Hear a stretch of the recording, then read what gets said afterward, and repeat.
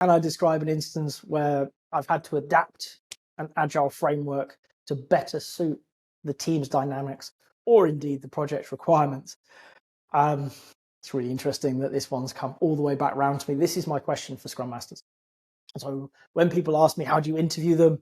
It's this. I don't ask a Scrum Master, what is a sprint? What sprint review? Who attends the daily Scrum? Because I assume you've got a basic ability to read. And I'm not testing anything else with your ability to regurgitate the Scrum Guide. So instead, what I ask is, have you compromised it? How have you changed it? How have you adapted the Scrum framework when I'm looking for a Scrum Master, or a framework when we're talking more generally about the Agile world, to make stuff work? What is it?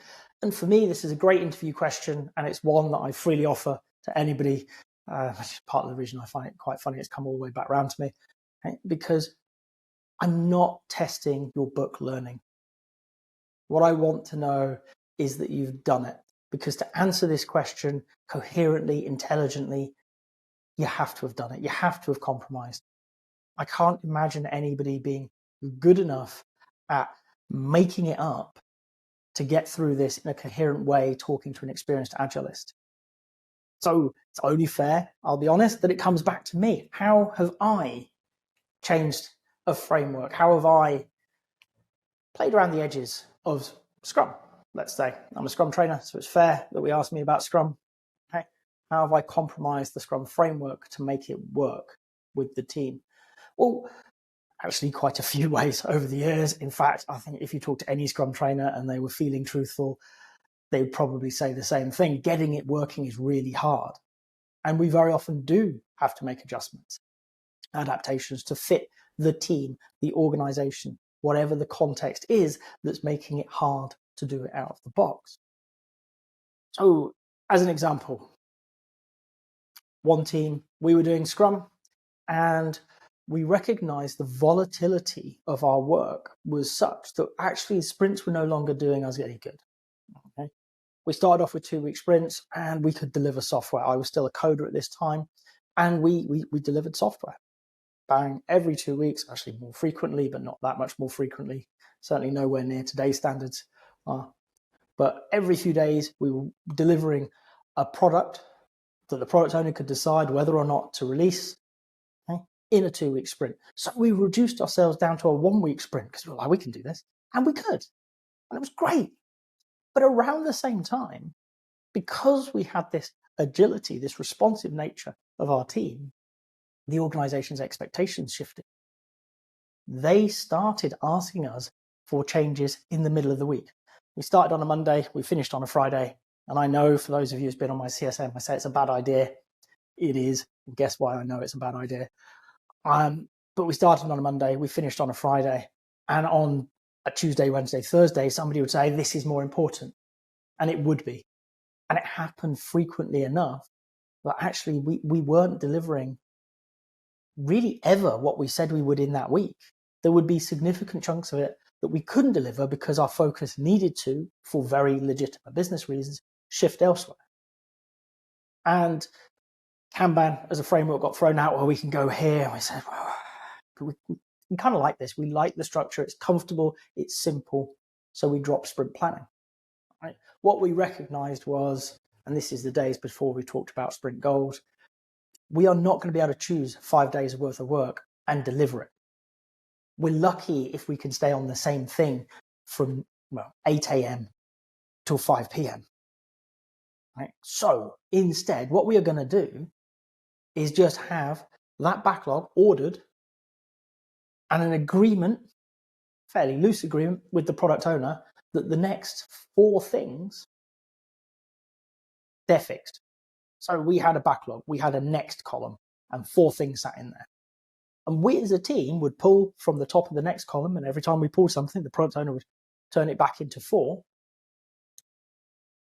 But we didn't plan in that sense of all coming together and working out what can we do and how can we do it. And these days, why would it matter? We didn't do that, right? We had ongoing refinement. We knew what was important. The product owner put the most important thing at the top of their list of the 4 next items. As a team, whoever was free went, well, let's jump on that. So if two of us just finished a piece of work, we'd go pick up another piece and we'd look at it and think, can we do this? Are we the right people? And if not, as a team, we'd come together very, very quickly and replan how do we keep moving forwards. And it might be that one of us stays with it and somebody working on another item joins us. And say my partner in crime goes and joins that little part of the team working on the existing work. Right?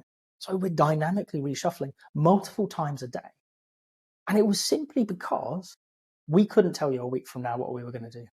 We didn't want to release the sprint review. We didn't want to lose the sprint retrospective. We didn't want to stop our frequent conversations with our stakeholders and our key customers.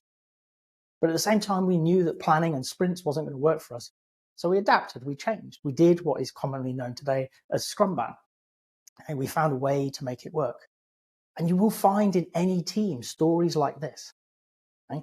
Bits don't work for them. And that's okay. Right? Scrum is a framework. XP is a framework. Kanban ultimately is a very, very minimalistic piece of work too. Right? They give you rough guidance. If you understand the purpose behind each part of it, when it comes to it, you can look and say, this isn't working for me.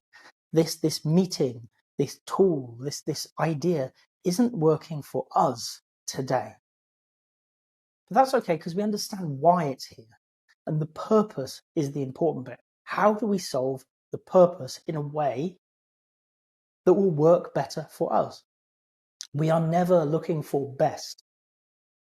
In the Agile world, if you hear somebody talking about best practice, they're often not somebody you want to pay too much attention to. Okay, we don't have a whole lot of best practices knocking around. We have good practices, but best practice means there is one way to do something. And that's not the case. There are many different ways, some of which will work in this context and some of which that won't. But between those that will, there'll be one that is better. And that's what we need to focus on when we are adapting the frameworks and the approaches from the Agile world. Focus on better rather than best.